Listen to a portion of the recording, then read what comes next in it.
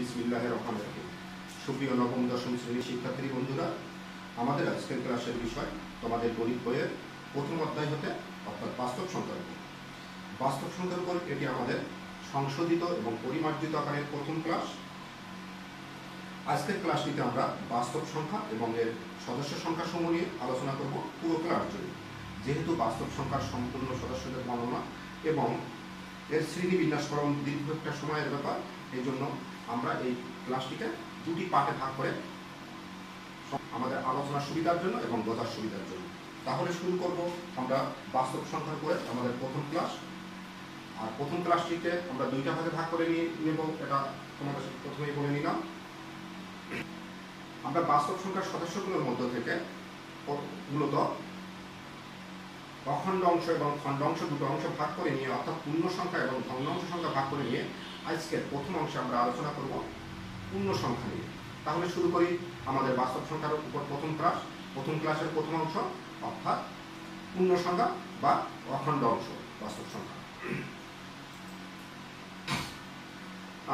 আমরা তাহলে তোমরা বুঝতে পারছো আমাদের এই অংশের আলোচনার বিষয় থাকবে বাস্তব সংখ্যার অখণ্ড অংশ বা পূর্ণ সংখ্যা। তাহলে শুরু করি আমরা, দেখি আমাদের আজকের ক্লাসের আলোচ্য বিষয়গুলো কি কি নিয়ে আমরা আলোচনা করব। এই অংশে পূর্ণ সংখ্যা নিয়ে আমরা বলে নিয়েছি, পূর্ণ সংখ্যা নিয়ে আলোচনা করব। আর পূর্ণ সংখ্যার অন্তর্ভুক্ত যে সদস্যগুলো আছে সেই বিষয়গুলো নিয়ে আমরা আলোচনায় থাকবো পুরো ক্লাস জুড়ে। অর্থাৎ এর ভিতরে আমরা আলোচনা করবো স্বাভাবিক সংখ্যা, পূর্ণ সংখ্যার ভিতর থেকে স্বাভাবিক সংখ্যার একটা অংশ নিয়ে আলোচনা করব, মৌলিক সংখ্যা নিয়ে আলোচনা করব, যৌগিক সংখ্যা নিয়ে আলোচনা করব, সহমৌলিক সংখ্যা নিয়ে আলোচনা করব এবং পূর্ণবর্গ সংখ্যা নিয়ে আলোচনা করব।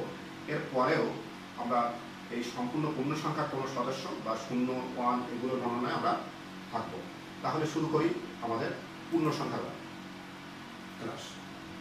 দেখো পূর্ণ সংখ্যা, তোমরা জানো পূর্ণ সংখ্যার সেটকে আমরা যদি কখনো আমাদের কোনো গাণিতিক ক্যালকুলেশন অথবা কোনো অঙ্কের সেটের ভিতরে আমরা এই চিহ্নটা বা এই সিম্বলটা যদি দেখি x11 তাহলে আমরা সাথে সাথেই বুঝতে পারি x এর মানটা হবে পূর্ণ সংখ্যা, ইন্টিজার বা পূর্ণ সংখ্যা হবে।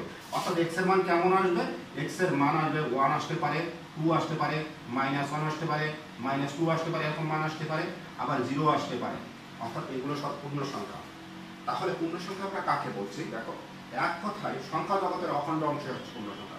সংখ্যা জগতের অখণ্ড যে সদস্যরা খণ্ডিত না তাদেরকে আমরা বলছি পূর্ণ সংখ্যা। সংখ্যা জগতের সকল অখণ্ড সংখ্যা হচ্ছে পূর্ণ সংখ্যা, অর্থাৎ শূন্য সহ আমরা বলছি শূন্য সহ সকল ধনাত্মক এবং সকল ঋণাত্মক অখণ্ড সংখ্যাই হচ্ছে আমাদের পূর্ণ সংখ্যা। তাহলে পূর্ণ সংখ্যার উদাহরণটা তোমরা বুঝতে পারছো পূর্ণ সংখ্যার উদাহরণ কেমন হবে? -3 হবে, -2 হবে, -1 ও পূর্ণ সংখ্যা, 0 পূর্ণ সংখ্যা, 1, 2, 3 এগুলো সবই পূর্ণ সংখ্যা। সুপ্রিয় ছাত্রছাত্রীবৃন্দ, যদি আমরা আমাদের সংখ্যার পরিচয়ের কথা বলি তাহলে আমাদের একেবারে আমাদের যখন হাতে খড়ি হয়েছিল সেই মুহূর্তে আমাদের চলে যেতে হয়। আমরা যখন সংখ্যা লেখা শুরু করছিলাম হয়তো 1 থেকে 10 পর্যন্ত, 1, 2, 3 এভাবে 10 পর্যন্ত অথবা 100 পর্যন্ত অথবা 50 পর্যন্ত এই সংখ্যাগুলো দ্বারা আমাদের হাতে খড়ি হয়েছিল সংখ্যা পরিচয়। এই সংখ্যার পরিচয়ের ক্ষেত্রে আমরা যে সংখ্যাগুলো ব্যবহার করছিলাম মনে আছে?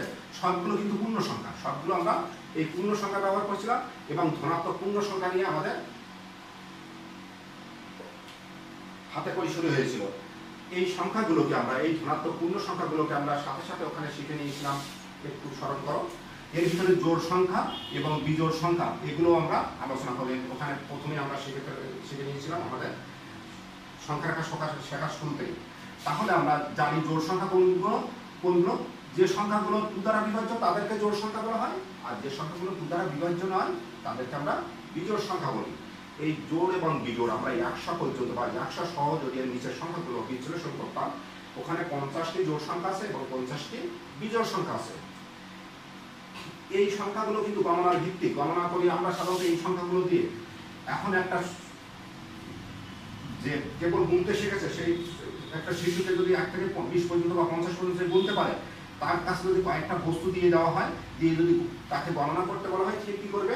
আর এভাবে গণনা শুরু করবে 1, 2, 3, 4, 5, 6, অর্থাৎ এভাবে সে গুনতে থাকবে যত পর্যন্ত, হয়তো যদি 10টা থাকে এভাবে গুনে সে 10টি সংখ্যা 10টি বস্তু সে নির্ধারণ করতে পারবে। এখানে 10টি বস্তু আছে। এই যে আমরা যে সংখ্যাগুলো সাধারণত গণনার জন্য ব্যবহার করছি অথবা আমাদের সচরাচর হিসাব নিকাশের কাজে এই সংখ্যাগুলো কিন্তু দেখো এই যতগুলো সংখ্যা আছে সবাইকে যদি বলা হয় এই সংখ্যাগুলোর মধ্য থেকে শুধুমাত্র এই ধনাত্মক পূর্ণ সংখ্যাগুলো আমরা সাধারণত আমাদের ব্যবহারিক জীবনে ব্যবহার করে থাকি। এই যে পূর্ণ সংখ্যার ভিতরে এই যে আমরা যে সংখ্যা দ্বারা আমাদের হাতে ধরে হয়েছিল, যে সংখ্যাগুলো আমরা সচরাচর সকল ক্ষেত্রে ব্যবহার করি আমাদের বাস্তবিক জীবনে, ওই সংখ্যাগুলো এই পূর্ণ সংখ্যার মধ্যে এই সদস্যগুলোকে আমরা স্বাভাবিক সংখ্যা বলি। কারণ এই সংখ্যাগুলো দ্বারা আমরা যে কোনো কাজ সাধন করতে পারি, হিসাব বিকাশ বা যে কোনো কাজ। আর একটা বিষয় তোমরা জানো, আমরা কেন সংখ্যা তত্ত্ব নিয়ে বিস্তারিত জানবো, কারণ আমাদের গণিত বিষয়টি, আমরা যে গণিত বা অঙ্ক যে বিষয়টি আলোচনায় বা শিখছি বা আমরা অঙ্ক করি, এটা কিন্তু সম্পূর্ণ সংখ্যা তত্ত্বের উপর প্রতিষ্ঠিত, সংখ্যার উপর আমাদের গণিত প্রতিষ্ঠিত। এই জন্য সংখ্যা জগতের সংখ্যার পরিচয়টা আমাদের জানা থাকা একান্ত প্রয়োজন। এই জন্য আমাদের সংখ্যা তত্ত্ব বা সংখ্যার বাস্তব সংখ্যার সদস্য সম্পর্কে আমাদের ভালোভাবে জেনে নিতে হবে। তাহলে আমরা পূর্ণ সংখ্যা কি জানলাম, অর্থাৎ সংখ্যা জগতে সকল অখণ্ড সংখ্যা হচ্ছে পূর্ণ সংখ্যা, অর্থাৎ শূন্য সহ আমরা ধনাত্মক এবং ঋণাত্মক সংখ্যাগুলোকে পূর্ণ সংখ্যা বলছি। এখানে কিন্তু আমি এই পূর্ণ সংখ্যার সংজ্ঞার ভিতরে একটা কথা কিন্তু বলা হয়েছে, শূন্য সহ ধনাত্মক এবং শূন্য সহ ধনাত্মক এবং ঋণাত্মক সংখ্যাতে আমরা পূর্ণ সংখ্যা বলতে পারি। শূন্য এক ধরনের সংখ্যা, আমরা আমাদের পূর্ণ সংখ্যার সংজ্ঞার ভিতর থেকে আমরা বলতে পারি ধনাত্মক এক ধরনের সংখ্যা, ঋণাত্মক এক ধরনের সংখ্যা। আসলে যদি আমরা বাস্তব সংখ্যা কি, সংখ্যার একার উপরস্থ প্রত্যেকটা বিন্দু বাস্তব সংখ্যার সদস্য। এখানে জিরো দিলাম, এ পাশে আমাদের ধনাত্মক মান আসে, এ পাশে আমাদের ঋণাত্মক মান আসে, এটা তোমরা সবাই জানো। সংখ্যার একার ডাইন সাইডে, শূন্যের ডাইন সাইডে ধনাত্মক মান, শূন্যের বাম সাইডে ঋণাত্মক মান। আর বাস্তব সংখ্যা হচ্ছে সংখ্যার একার উপরস্থ যে কোনো মান বাস্তব সংখ্যার সদস্য, সংখ্যার একার উপরস্থ। এখন আমরা যে কথাগুলো বলছিলাম যে এর ভিতরে এই পূর্ণ সংখ্যার ভিতরে ধনাত্মক পূর্ণ সংখ্যাগুলো আমাদের স্বাভাবিক সংখ্যা, যেটাকে আমরা ন্যাচারাল নাম্বার বলে থাকি। তাহলে স্বাভাবিক সংখ্যা দেখো, স্বাভাবিক সংখ্যা আমরা গণিতের ক্ষেত্রে বা কোনো অঙ্কের ক্ষেত্রে যদি আমরা এটাও আমরা পরিচয়টা হয়তো তোমরা জানো, এক্স এলিমেন্ট অফ যদি এন থাকে তাহলে এক্স এর মানগুলো কি হবে, এক্স এর মানগুলো স্বাভাবিক সংখ্যা হবে, অর্থাৎ এক্স এর মানগুলো ধনাত্মক পূর্ণ সংখ্যা 1 2 3 এভাবে 4 5 6 এই মানগুলো গ্রহণ করবে এক্স। ক্লিয়ার? এই ধরনের চিহ্ন আসলে তাহলে আমাদের এই এক্সটাকে কি ধরতে হবে, স্বাভাবিক সংখ্যা। আশা রাখি স্বাভাবিক সংখ্যা কি সেটা বুঝতে তোমাদের সমস্যা হওয়ার কথা না। এক কথায় তাহলে আমরা যে বর্ণনাগুলো দিলাম ধনাত্মক পূর্ণ সংখ্যাগুলো নিয়ে, সাধারণত আমরা যে সমস্ত পূর্ণ সংখ্যা দিয়ে কোনো বস্তু গণনা করা যায় সে সংখ্যাগুলো এই স্বাভাবিক সংখ্যা।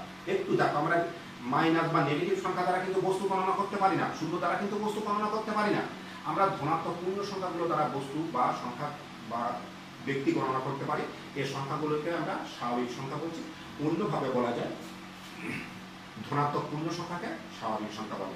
স্বাভাবিক সংখ্যার সদস্য তোমরা অবশ্যই বুঝতে পারছো, ধনাত্মক পূর্ণ সংখ্যা যেমন 1 2 3 4 5 6 7 8।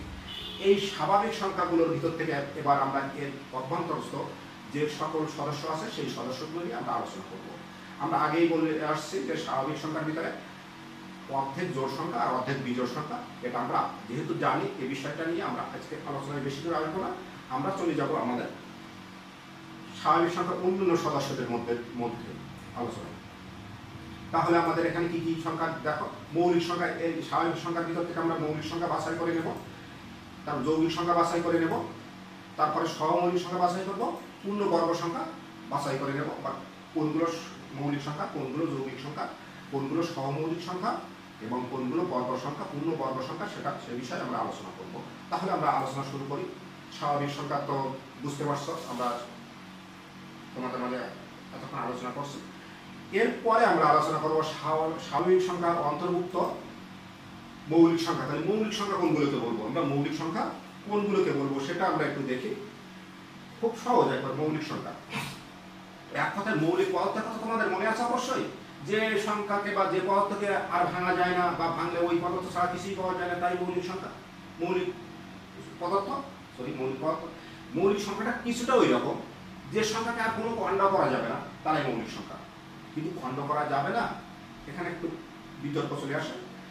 অর্থাৎ যে সমস্ত স্বাভাবিক সংখ্যা, প্রত্যেকটা সংখ্যার ক্ষেত্রে কিন্তু 1 একটা গুণনীয়ক বাধ্যতামূলক, যে সংখ্যা নেওয়া না কেন তুমি 7 নাও, 8 নাও, 9 নাও, যে সংখ্যাই ব্যবহার করো না কেন, প্রত্যেকটা সংখ্যা কিন্তু 1 দ্বারা বিভাজ্য। এটা কমন ফ্যাক্টর। 1 হচ্ছে প্রত্যেকটি সংখ্যার একটি কমন ফ্যাক্টর, 1 দ্বারা বিভাজ্য হবে, অনেকটা কমন উৎপাদক। অর্থাৎ যে কোনো সংখ্যা 1 দ্বারা বিভাজ্য, অর্থাৎ যে কোনো সংখ্যার 1 একটা গুণনীয়ক। 1 গুণনীয়কটা প্রতিটি সংখ্যার একটা সাধারণ বৈশিষ্ট্য। তাহলে 1 তো থাকবেই, আর ওই সংখ্যাটা অন্য কোনো সংখ্যা দ্বারা ভাগ করা যাবে না, শুধু 7 কে 7 দ্বারা।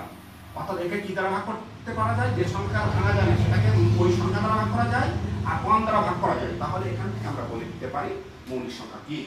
মৌলিক সংখ্যা কাকে বলছে? দেখো, যে সমস্ত স্বাভাবিক সংখ্যা 1 এবং ওই সংখ্যা ছাড়া আর কোনো গুণনীয়ক থাকে না বা গুণনীয়ক নেই। তাহলে আমরা স্লাইডে দেখি কি আমরা সংখ্যা রাখছি, এটাই দেখো। বুঝতে পারছো? তাহলে যে সকল স্বাভাবিক সংখ্যা 1 এবং ওই সংখ্যা ছাড়া আর কোনো গুণনীয়ক থাকে না তাদেরকে আমরা মৌলিক সংখ্যা বলি বা মৌলিক সংখ্যা বলে। অর্থাৎ মৌলিক সংখ্যার একটা গুণনীয়ক 1 থাকে আর একটা ওই সংখ্যা থাকে, ওই সংখ্যা। ঠিক আছে? মৌলিক সংখ্যার বৈশিষ্ট্য, এটা প্রধান বৈশিষ্ট্য মৌলিক সংখ্যা। মৌলিক গুণনীয়ক থাকবে 1 এবং ওই সংখ্যা, এছাড়া কোনো মৌলিক গুণনীয়ক থাকবে না। অর্থাৎ মৌলিক সংখ্যার গুণনীয়ক বা উৎপাদক সংখ্যা হবে 2টি। মৌলিক সংখ্যার গুণনীয়ক এবং উৎপাদক সংখ্যা হবে 2টি, একটি হলে কিন্তু হবে না। মৌলিক সংখ্যার গুণনীয়ক বা উৎপাদক সংখ্যা হবে 2টি, একটা 1 আর একটা ওই সংখ্যাটি নিজে। মৌলিক সংখ্যা আমরা যদি বলি, মৌলিক সংখ্যা দেখো, আমরা 2, 3, 5, 7, 11, 13, এভাবে 17, এভাবে 19, এভাবে মৌলিক, এগুলো হচ্ছে মৌলিক সংখ্যা। এখানে যে সংখ্যাগুলো আমরা ব্যবহার করছি বা যে সংখ্যাগুলো আমরা স্ক্রিনে লিখছি বা বোর্ডে লেখা হয়েছে, দেখো প্রত্যেকটা সংখ্যা 1 দ্বারা বিভাজ্য, প্রত্যেকটা সংখ্যা 1 দ্বারা বিভাজ্য এবং প্রত্যেকটা সংখ্যা শুধু নিজ দ্বারা বিভাজ্য, আর কোনো গুণনীয়ক কোনো সংখ্যার ভিতরে নেই। অর্থাৎ 3 কে যদি দেখি, 3 1 দ্বারা বিভাজ্য হয় আর 3 দ্বারা বিভাজ্য হয়। একইভাবে যদি আমরা 19 কে দেখি, তাহলে ওই 19 সংখ্যাটি শুধুমাত্র 19 দ্বারা বিভাজ্য হয় আর 1 দ্বারা বিভাজ্য হয়। অর্থাৎ এখানে আমরা যে সংখ্যাগুলো লিখছি, প্রত্যেকটা সংখ্যায়, প্রতিটি সংখ্যায় শুধুমাত্র 1 এবং ওই সংখ্যা গুণনীয়ক। তাহলে আমরা ক্লিয়ার? মৌলিক সংখ্যা কোনগুলোকে বলছে? যে সকল সংখ্যাকে আমরা শুধুমাত্র 1 দ্বারা ভাগ করতে পারবো, গুণনীয়ক বা গুণনীয়ক, কিন্তু গুণনীয়ক দ্বারা কিন্তু কোনো সংখ্যা নিঃশেষে বিভাজ্য, একটা মনে রাখবা। গুণনীয়ক দ্বারা যে কোনো নির্দিষ্ট একটি সংখ্যা, নির্দিষ্ট সংখ্যা কোনো গুণনীয়ক দ্বারা ওই সংখ্যা নিঃশেষে বিভাজ্য। যখনই গুণনীয়ক হবে তখন ওই সংখ্যা দ্বারা নিঃশেষে বিভাজ্য হবে গুণনীয়ক দ্বারা। তাহলে আমরা মৌলিক সংখ্যা এখানে লিখলাম, আমরা এখানে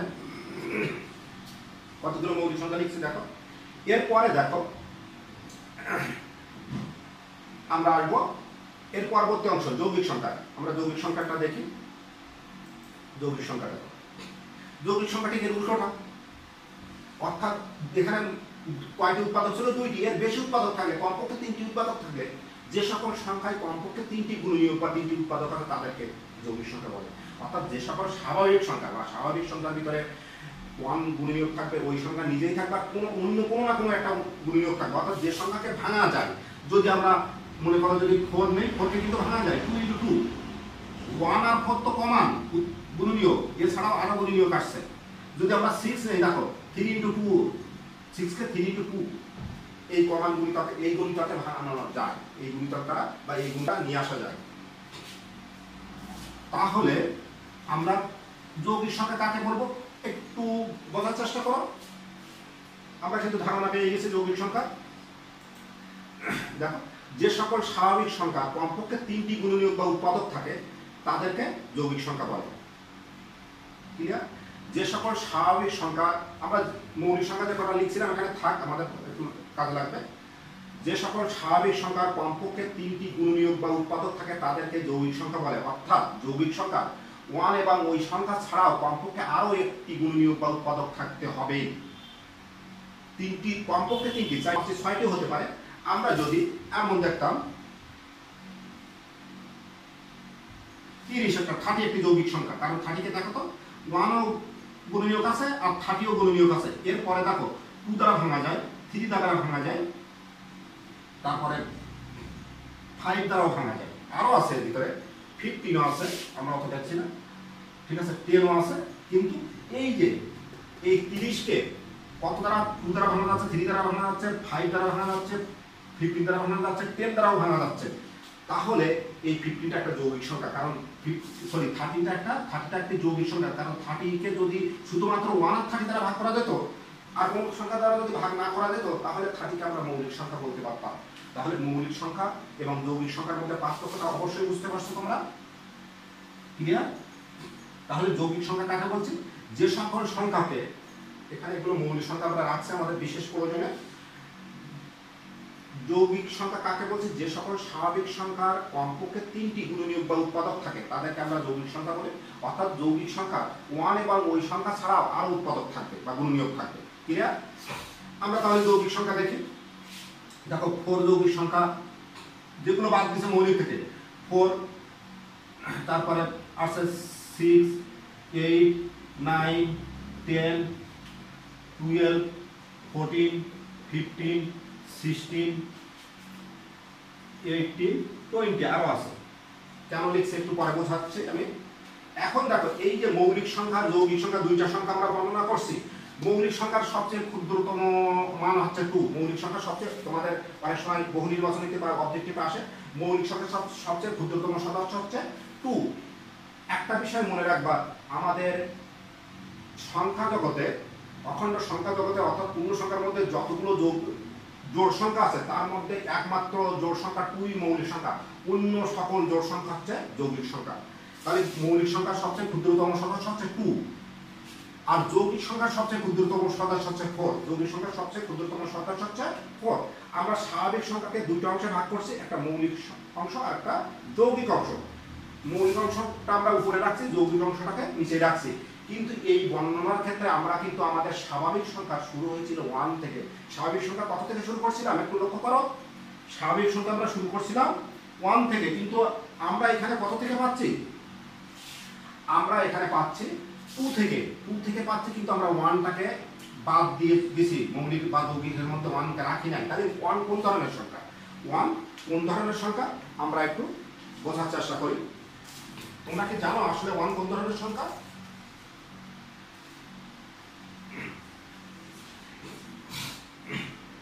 ওয়ানকে যদি আমরা বিশ্লেষণ করি তাহলে কি পাই একটু দেখি। 1কে যদি আমরা বিশ্লেষণ করি তাহলে কি পাওয়া যায়? 1 যৌগিক সংখ্যা হবে না মৌলিক সংখ্যা হবে?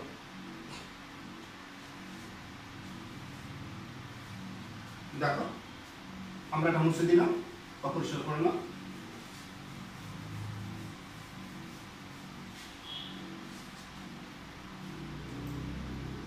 এখন 1 সংখ্যাটাকে আমরা দেখব 1 মৌলিক না যৌগিক।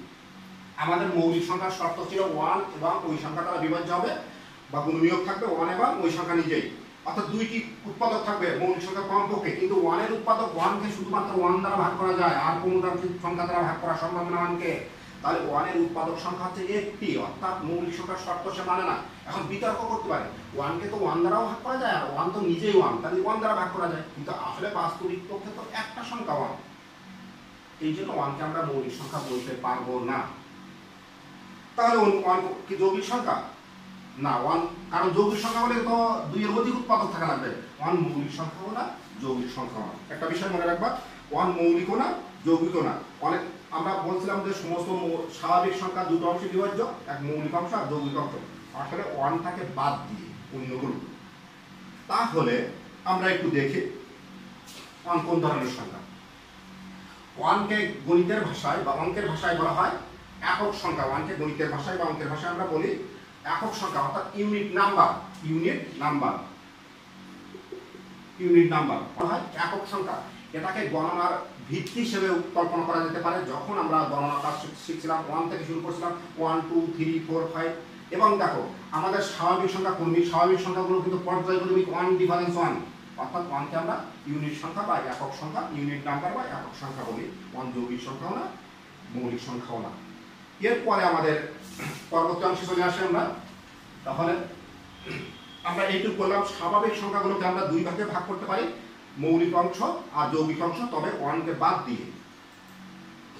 সহমৌলিক সংখ্যা, সহজ কথাটা আসার সাথে সাথে আমাদের কিন্তু একটা সংখ্যার সাথে আরেকটা সংখ্যা আসতে হবে, না হলে সহ হবে না। একটা সংখ্যার সাথে আরেকটা সংখ্যার আমাদের তুলনা করতে হবে। তাহলে সহমৌলিক সংখ্যা কাকে বলবো? তোমরা অবশ্যই জানো, 2টি সংখ্যার মধ্যে যদি 1 ভিন্ন কোনো কমন গুণিতক না থাকে, 1 ভিন্ন কোনো গুণনীয়ক না থাকে, দুইটি সংখ্যার মধ্যে যদি ওয়ান ভিন্ন কোনো প্রমাণ গুণনীয়ক না থাকে তাহলে ওই সংখ্যাদ্বয় পরস্পরের সহমৌলিক সংখ্যা, অর্থাৎ সহমৌলিক সংখ্যাদ্বয়ের গসাগু হবে 1। ক্লিয়ার? কোনো প্রমাণ গুণনীয়ক নেই, ওতে কিন্তু কোনো প্রমাণ উৎপাদক নেই। সহমৌলিক সংখ্যার মধ্যে কি হচ্ছে, কোনো প্রমাণ গুণনীয়ক বা প্রমাণ উৎপাদক নেই, তাহলে সহমৌলিক সংখ্যা কি হবে? সহমৌলিক সংখ্যা হবে ওই সংখ্যাদ্বয়ের গসাগু সবসময় থাকবে 1। ওই সংখ্যাদ্বয়ের গসাগু সবসময় কি থাকবে? 1 থাকবে।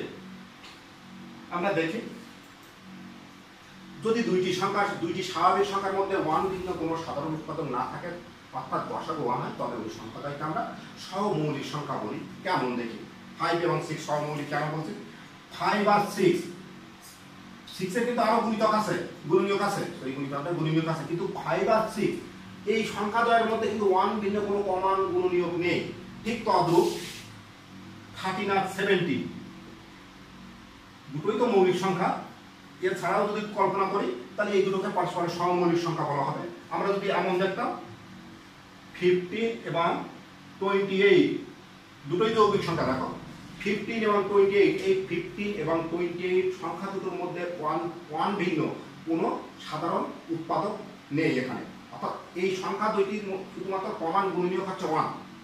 15 এবং 28 প্রমাণ গুণনীয়ক বা সাধারণ গুণনীয়ক হচ্ছে 1।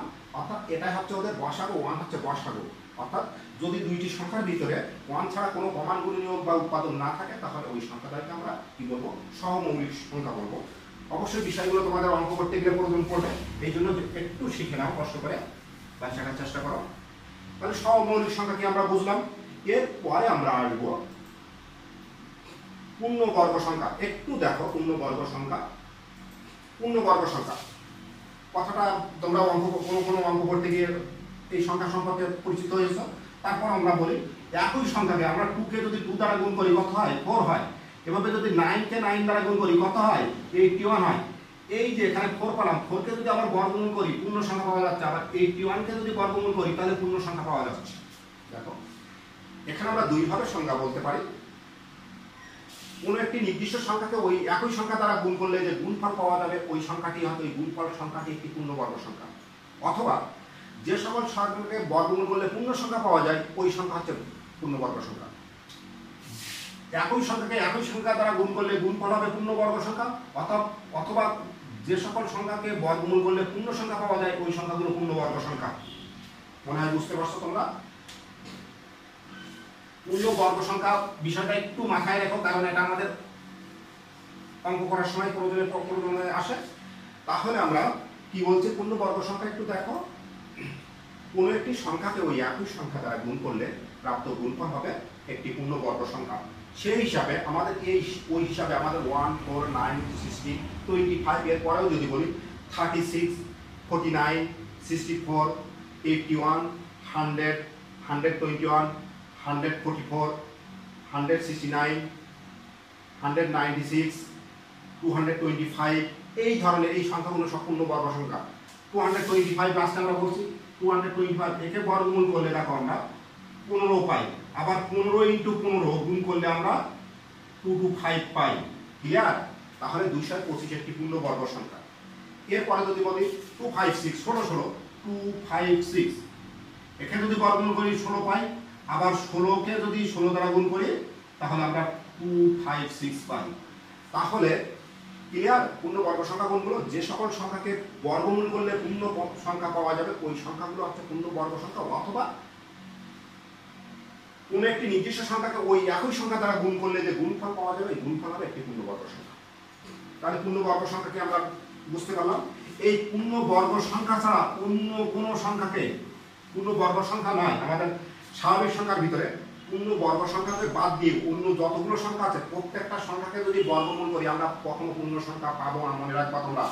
অর্থাৎ যদি আমরা √3 করি, √3 এটা কিন্তু কখনো বর্গমূল করলে পূর্ণ সংখ্যা আসবে না। জানো √3 এর মান কত? 1.7320508075 এভাবে চলতেই আছে। তোমরা একটা বিষয় মনে রাখবা, আমরা পূর্ণবর্গ এটা দশমিক ভগ্নাংশ নিয়ে আসছি, আমরা দশমিক অংশে আমাদের কাজে লাগবে। এভাবে √2 কে যদি বর্গমূল করি 1.4142 এভাবে চলতে থাকবে। দেখো এভাবে যদি আমরা √5 কে বর্গমূল করি তাহলে 2 পয়েন্ট এভাবে চলতে থাকবে সবসময়, দেখবা দশমিক পরে অসংখ্য অঙ্ক আসতে থাকবে। তাহলে এখান থেকে এই ধারণাটা আমরা নিয়ে রাখি, যেটা আমাদের পরবর্তীতে বিশেষ কাজে লাগবে। পূর্ণ বর্গ সংখ্যা নয়, কোনগুলো পূর্ণ বর্গ সংখ্যা তোমরা বুঝতে পারছো, যেগুলোকে বর্গমূল করলে পূর্ণ সংখ্যা পাওয়া যায়। পূর্ণ বর্গ সংখ্যা নয়, এরূপ স্বাভাবিক সংখ্যার বর্গমূল করলে সবসময় আমরা দশমিক বা অখণ্ড সংখ্যা পাবো, যার দশমিকের পরের অঙ্কগুলো অনেকগুলো থাকবে, যেটা গুণে শেষ করা যাবে না। এ ধরনের দশমিক ভগ্নাংশ আমরা বলি অসীম দশমিক ভগ্নাংশ। যা হোক, এটা পরে আলোচনা করব আমাদের দ্বিতীয় পাঠে। তাহলে আমরা পূর্ণ বর্গ সংখ্যা কি বুঝতে পারলাম? ক্লিয়ার? এখন দেখো, আমরা পূর্ণ সংখ্যার মোটামুটি আলোচনা করে নিয়েছি, তোমাদের যে পর্যন্ত তোমাদের বইয়ের মধ্যে যতটুকু দরকার সে আলোচনা কিন্তু আমাদের শেষ প্রায়। কিন্তু এই আলোচনার ভিতরে আমরা একটু মনে ফাঁকি দিয়ে চলে গেছি, একটু দেখো আমরা আলোচনাটা একটু করি। আমরা যে পূর্ণ সংখ্যার বর্ণনা করছিলাম, পূর্ণ সংখ্যার ভিতরে একটু আমরা একটা সংখ্যা রেখা রাখি, বাস্তব সংখ্যা রেখা। এদিকে আমাদের জিরোর অবস্থান এখানে, এ সাইডের গুলো ধনাত্মক মান, এ সাইডের গুলো ঋণাত্মক মান।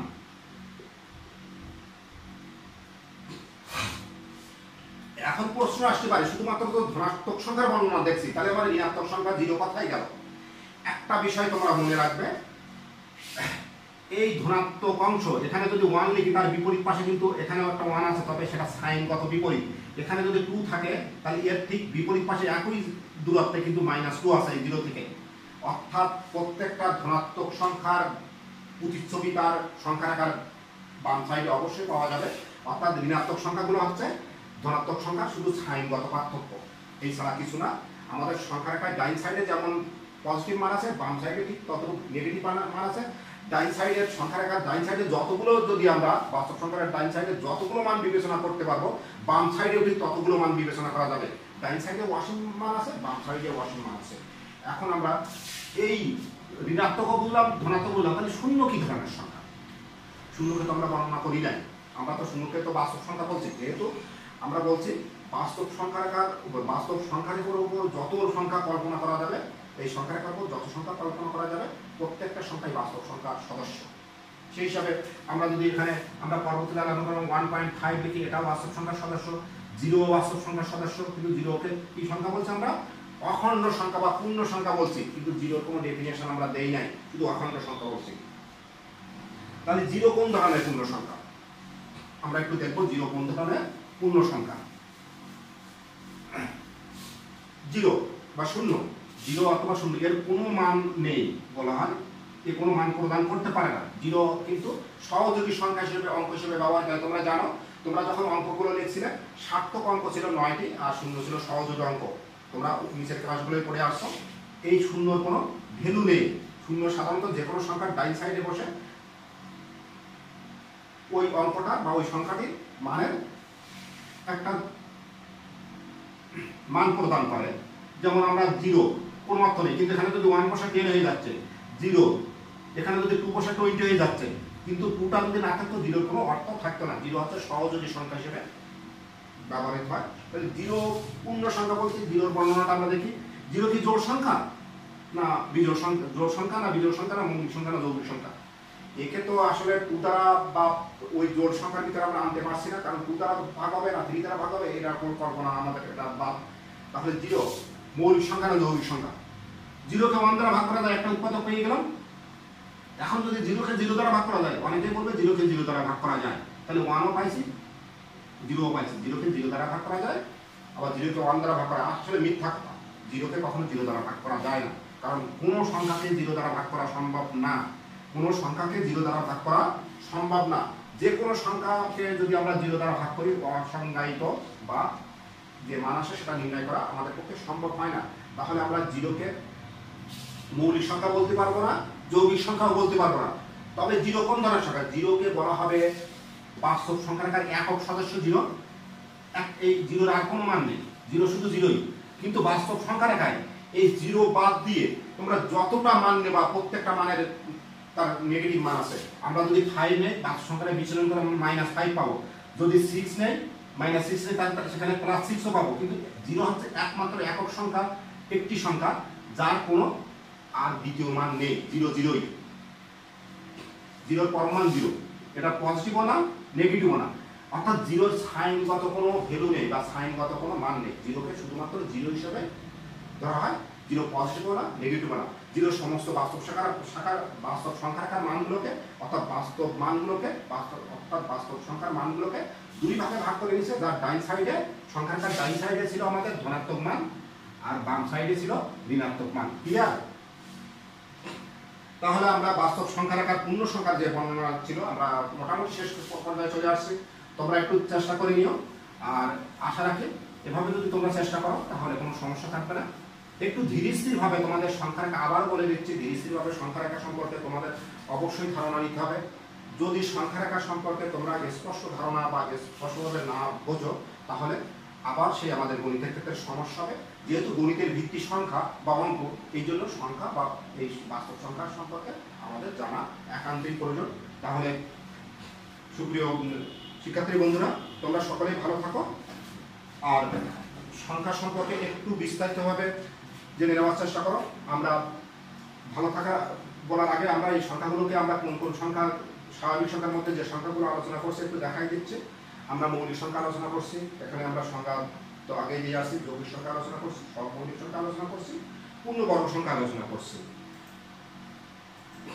তাহলে সকলকে আমাদের এই খণ্ড ক্লাসের অংশ হতে সকলকে শুভেচ্ছা জানিয়ে আবার এখানে বিদায় নিচ্ছি। সকলকে আল্লাহ হাফেজ।